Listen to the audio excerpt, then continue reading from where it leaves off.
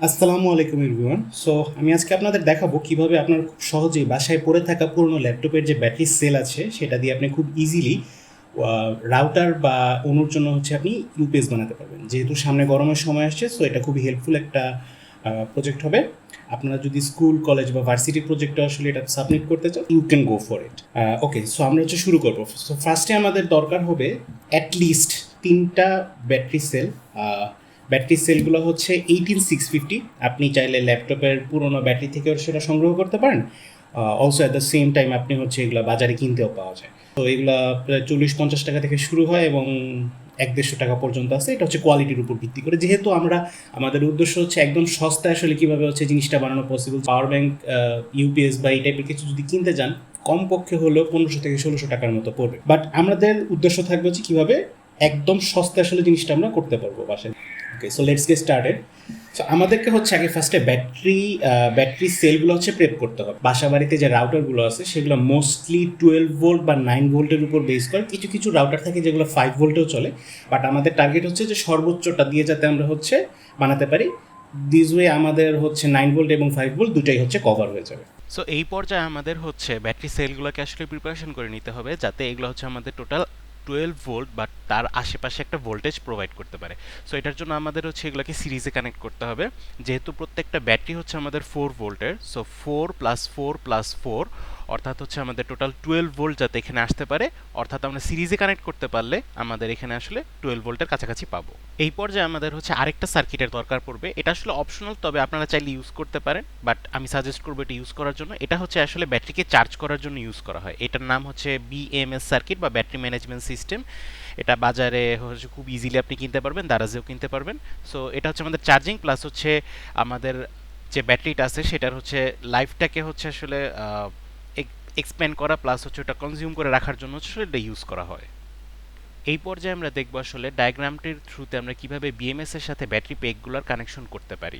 এই কেসে আমাদের দুটো জিনিস আমাদের খুবই ভালোভাবে খেয়াল রাখতে হবে, যে সোল্ডারিং করার সময় সোল্ডারিং এর যে জয়েন্টগুলো থাকে সেগুলো যাতে খুব ভালো এবং মজবুত হয়, এবং একই সাথে বিএমএস এর সাথে যে ব্যাটারি প্যাকগুলোর কানেকশন, সেই কানেকশনগুলো যাতে কোনোভাবেই শর্টেড না হয়ে যায়। এই কেসে আপনার বিএমএসটি নষ্ট হয়ে যেতে পারে, এবং একই সাথে আপনার যে রাউটার সার্কিটের যে ইউপিএস বোর্ডটা আছে সেটাও হচ্ছে নষ্ট হয়ে যাওয়ার সম্ভাবনা থাকে।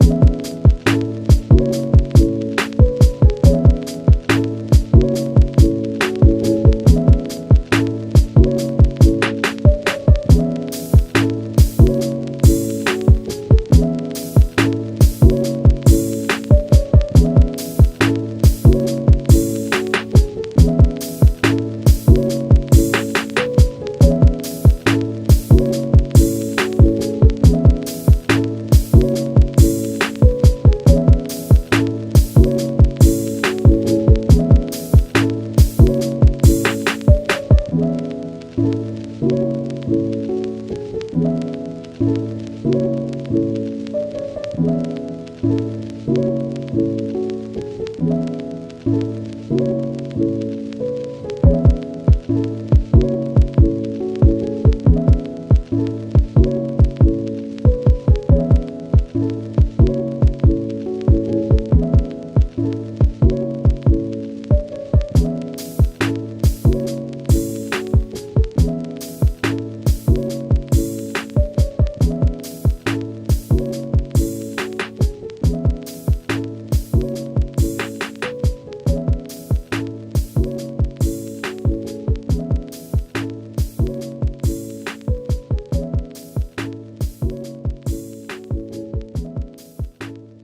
সো ফাইনালি আমাদের সার্কিটটা কমপ্লিট করার পর আমাদের দেখতে অনেকটা এরকম হবে।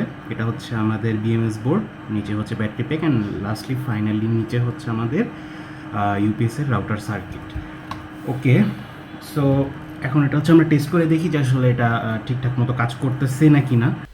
রাউটার বা অন্যর সাথে আমাদের ইউপিএস বোর্ডটার কানেকশন করার জন্য আমাদের হচ্ছে এক্সিস্টিং কেবলগুলো ইউজ না করে আমরা হচ্ছে ইথারনেট কেবল দিয়ে আমরা হচ্ছে খুব easily DC two DC Jack বানিয়ে নিয়েছি। এটা হচ্ছে অনুর জন্য যাচ্ছে, সো এটা যদি দেই আপনারা দেখতে পাচ্ছেন অনু কিন্তু চলতেছে, এটার সাথে কিন্তু কিছু কানেক্টেড নেই। সো এটা একদম পুরো খোলা। অ্যান্ড রাউটারটা যদি আমরা হচ্ছে কানেক্ট করি, সো রাউটারটাও 12 ভোল্টের। ওকে, সো ফাইনালি আমাদের কানেকশন প্রসেসটা আসলে কমপ্লিট করার পরে দেখতে অনেকটা এরকম দেখায়। আপনারা দেখতে পাচ্ছেন রাউটার প্লাস অনু যেটা আছে দুইটা একসাথেই চলতেছে।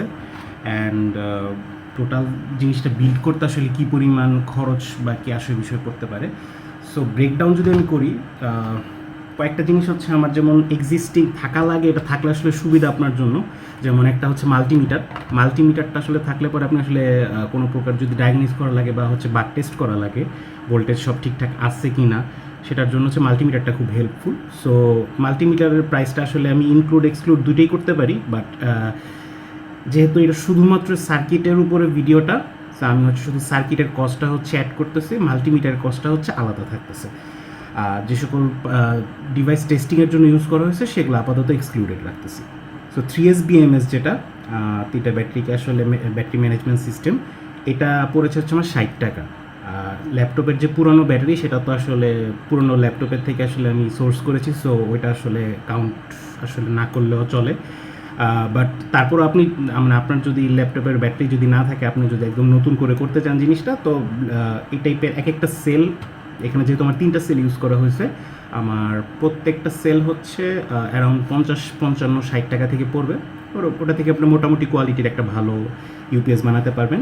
আর লাস্টলি এটার ভিতরে যে সার্কিটটা আছে, যেটা হচ্ছে আপনার রাউটারের ইউপিএস সার্কিট যেটাকে বলে, সেটা পড়েছে হচ্ছে আমার 370 টাকা। সো বেসিক্যালি 60 টাকা, ল্যাপটপের ব্যাটারি যদি তিনটা যদি 50 টাকা করে ধরি 150 টাকা, আর ওদিকে হচ্ছে 370 টাকা, দ্যাটস ইট, আর কোনো কস্ট ছিল না। এখন ডিসি জ্যাক যেগুলো আছে সেগুলো তো আসলে বলতে পারেন আসলে একরকম মানে ফেলে দেওয়া তার থেকে আসলে আমি তৈরি করেছি, সো ওটা আসলে ইনক্লুডেড না।